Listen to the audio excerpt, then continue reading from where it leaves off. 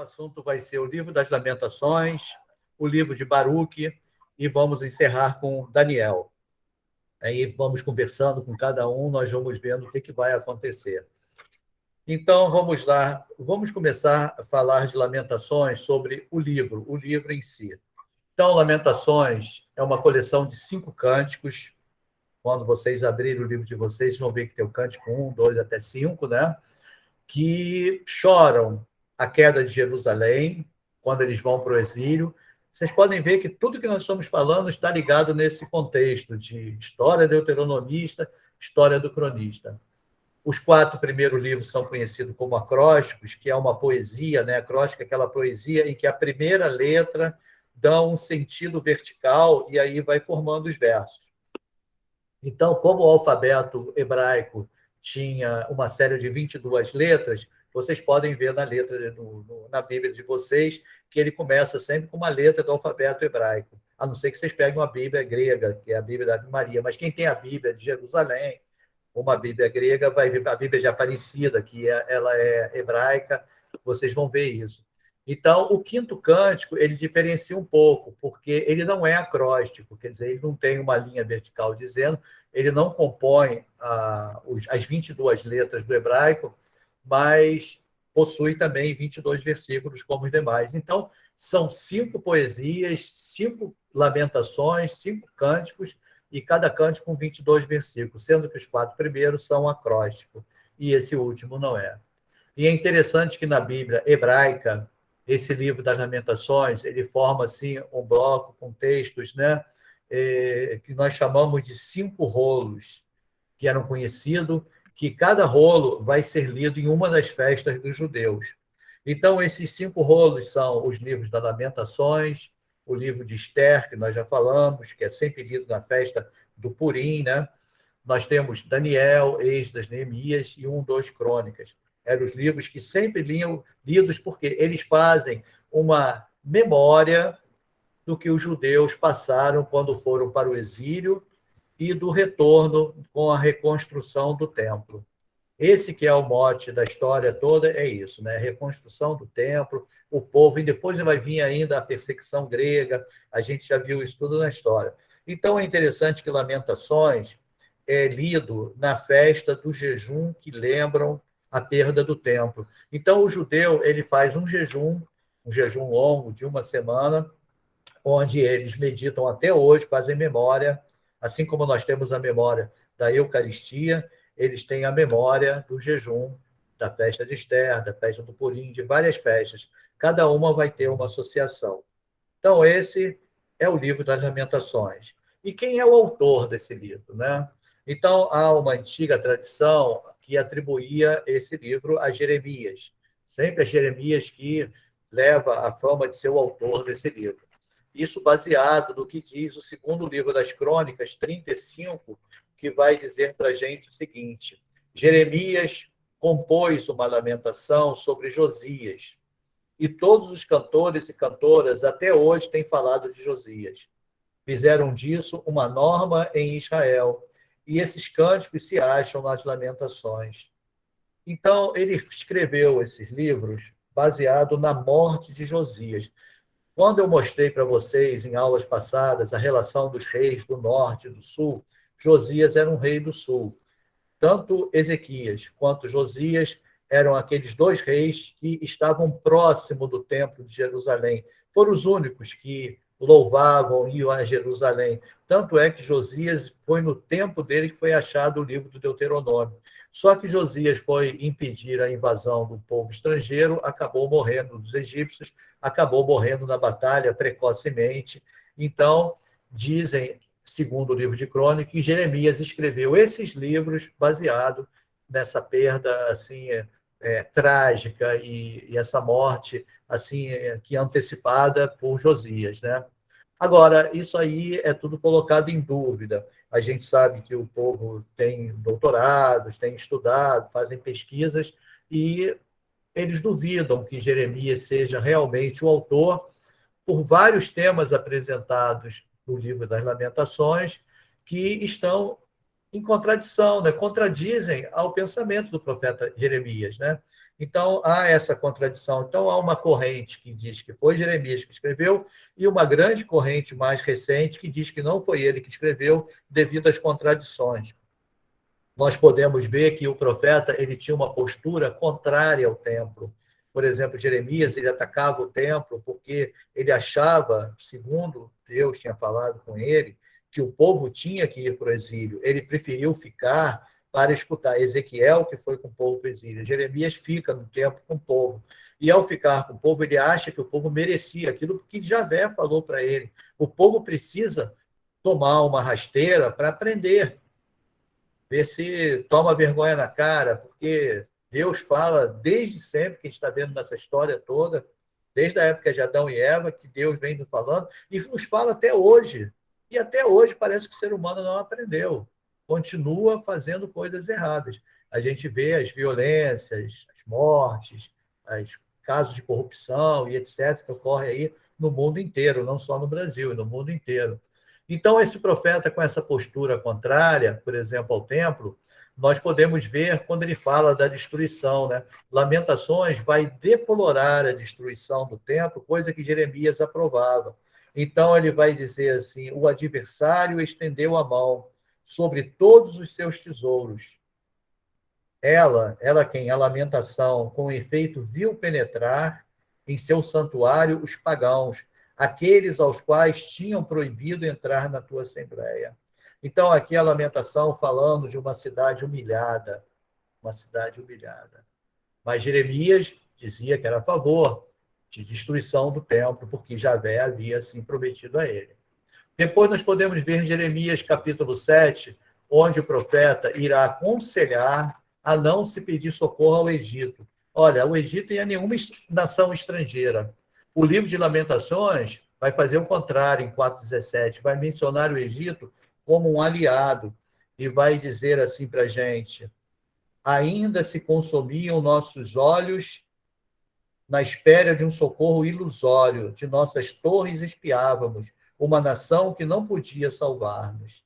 Então, aqui falando da culpa, da punição dos chefes, e Jeremias vai falar que nós devemos ter confiança no templo. Quer dizer, sentido totalmente contrário. Quer dizer, Jeremias quer confiar no templo, o povo não confiar numa nação estrangeira. E Lamentações pede para ir ao contrário.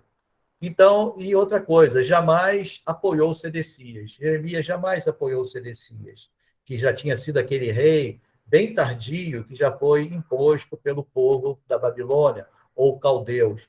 O livro das Lamentações irá apoiar Sedecias em 4:20, que vai nos dizer: nosso respiro, o ungido de Javé, foi preso em suas fossas, ele do qual dizíamos, a sua sombra viveremos entre as nações. Então, aqui falando da culpa e punição dos chefes, é quando Jeremias vai ser jogado dentro de um buraco, fechado, lacrado lá no meio da lama. Então, nunca se fala de esgotamento profético e não temos como chegar a uma resposta exata até hoje sobre quem realmente é o autor desse livro. Então, gera, assim, uma incerteza para nós que estamos querendo entender. Então, quando pegamos o livro das Lamentações, a gente tem essa dúvida: quem é o autor de Lamentações? A gente não sabe. A gente sabe que vários livros proféticos tiveram vários acréscimos de autores, assim como Isaías teve o segundo Isaías, terceiro Isaías, e eu falei de outros profetas menores, para quem não escutou o vídeo, pode escutar também, que tem vários deles que tem também profetas que está falando de uma história de um tempo e vivendo outra. Então, são coisas assim diferentes. E podemos ver ainda nesse livro das Lamentações a questão da datação do livro. Então, o tema do livro é a destruição de Jerusalém. Lamentação da destruição de Jerusalém. É o desaparecimento do Reino do Sul, Reino de Judá, e a deportação do povo para o exílio. Então, o livro ele deve ter sido surgido, deve ter sido escrito na época do exílio. É essa constatação que os estudiosos fazem, que foi justamente naqueles 40 anos, 587, depois de 587 até 536, até 536, foi o período que eles ficaram no exílio. E qual a finalidade? Então, a finalidade do livro, segundo os estudiosos, ela tem uma forte incitação litúrgica, porque eles comemoram todos os anos, até hoje, os judeus. A gente lembra que o judaísmo começou a se fortalecer justamente nessa volta, que era a questão do templo, a questão da raça, a questão da lei. Então, o judaísmo ele se fortifica muito por aí. Então, a finalidade parece ter sido litúrgica, porque para comemorar justamente aqueles anos da queda do Templo de Jerusalém, para ficar na memória. O povo precisa ter essa, assim como nós temos a memória da Eucaristia, que é um memorial, o judeu também tem certas memórias. Só como o judeu não aceita Jesus Cristo, não crê em Jesus Cristo para eles é apenas um profeta, então eles não celebram a memória de Jesus Cristo como nós celebramos, católicos, mas eles celebram as memórias do Antigo Testamento, que é o tempo que eles viveram. Hebreus, judeus, então hoje com judeus, um judeu mais moderno, né? Então, é para celebrar essa memória. Então, a igreja hoje lê as lamentações, a igreja católica, nos últimos dias da Semana Santa, quando nós chegarmos, passarmos a próxima Semana Santa, se vocês lembrarem, vão escutar lá o drama do Calvário. Então, você pode pegar os textos da leitura, da liturgia da Semana Santa, que vai falar do Calvário, vai tocar no livro das Lamentações, que é como se fosse assim, uma leitura pelaquela perda do nosso Senhor Jesus Cristo, nosso Deus. Então, esse é o contexto, mais ou menos, a data, a finalidade, o motivo do livro, quem é o autor do livro, né? Agora vamos entrar um pouco no detalhe aonde mais nos interessa, que é o texto das Lamentações. Então, o texto, nós podemos olhar, aqui nós temos as 5 lamentações, né? Temos aqui os capítulos na Bíblia, capítulo 1º, 2º, 3º, 4º, 5º. Cada capítulo, basicamente, é uma lamentação. E nós podemos ver o que contém cada uma dessas lamentações. E aí podemos olhar o seguinte: o poeta, aquele que escreveu, né, o autor, pode ser Jeremias ou um anônimo, né? Ele fala que ele vê o estado miserável de Jerusalém, que ele observa que a cidade de Sião, onde fica o templo, que é o Monte Sião, vai tomar a palavra e vai dizer nos versículos 9, versículo 11, olhai, Javé, minha miséria, porque o inimigo triunfa. Então, olha que palavra forte é dita, olhai, Javé, a minha miséria, porque o inimigo triunfa. Quer dizer, Jerusalém, ela mesmo fala. Quer dizer, o autor, cada lamentação é como se fosse o próprio templo falando, o próprio Monte Sião falando. Então, ele está olhando, pedindo a Javé, olhe a minha miséria, a miséria que está aquele templo. Então, Sião vai fazer uma queixa no versículo 12, que vai dizer, vós todos passais pelo caminho, que passais pelo caminho, olhai e vede se existe dor semelhante à minha dor, a dor que me atormenta e com a qual Javé me afligiu no dia da sua ira ardente. Então, é o lamento de uma cidade arruinada. O próprio Monte Sião reclama da dor que sofre. No fim, ainda dessa primeira lamentação, Sião irá fazer uma oração, que é uma confissão, que tem uma esperança, que ele vai passar para a gente no versículo 18. Justo é Javé, porque me rebelei contra a sua palavra. Escutai, povos todos, e veja a minha dor. Minhas virgens e meus jovens foram levados para a escravidão. Então, aquela juventude que seria o futuro de Jerusalém foi levado para o exílio. Não existe mais. O que resta agora, só aquele pessoal mais humilde, que não tem remuneração, que vivia no campo, que vivia na miséria, esses ficaram. Mas todos aqueles que tinham posses, que tinham dinheiro, foram levados para o exílio. Os que não tinham, é como se pegasse o Rio de Janeiro, esvaziasse o Rio de Janeiro e deixasse só as comunidades para tomar conta da cidade, administrado pelos babilônios, e nós, cidadãos que ainda tínhamos aí uma aposentadoria boazinha, íamos ser levados para o exílio para ficar 30, 40 anos. Sabe lá o que ia acontecer. Então, é mais ou menos isso. E mostra esse lamento do Monte Sião. Vamos para o capítulo 2º, que vai ter a segunda lamentação. Agora o autor lastima a punição de Jerusalém e exorta a cidade à penitência. Então ele vê que parece que não tem saída, ele vai exortar a penitência. Como o Senhor obscureceu em sua ira a filha de Sião, ele lançou do céu à terra a glória de Israel. Não se recordou do estrado de seus pés no dia de seu furor.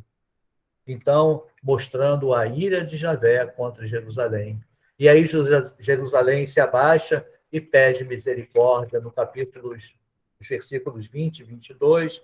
Olhai, Javé, e considerai, a quem jamais tratastes assim? Deviam as mulheres comer seus pequenos, os meninos que trazem nos braços? Olha que coisa forte. A mulher dá à luz e devia comer os filhos. Olha que coisa horrorosa isso. Que oração, que lamentação. Será que as mulheres deviam comer seus pequenos, os meninos que trazem nos braços? Deviam ser trucidados no santuário do Senhor sacerdotes e profetas? O negócio era muito forte, né? Então, essa ira, ela gera essa invocação. E vocês podem observar que em cada um desses trechos que eu li para vocês, ele faz parte, que eu falei para vocês, daquilo que era justamente o acróstico, né? Com a letra em hebraico, Tet, Lamed, Gad, Aleph, Resh, que são letras do alfabeto hebraico. Então, o acróstico que ele faz em cada verso, do 1 ao 4, da Lamentação 4, passa por isso.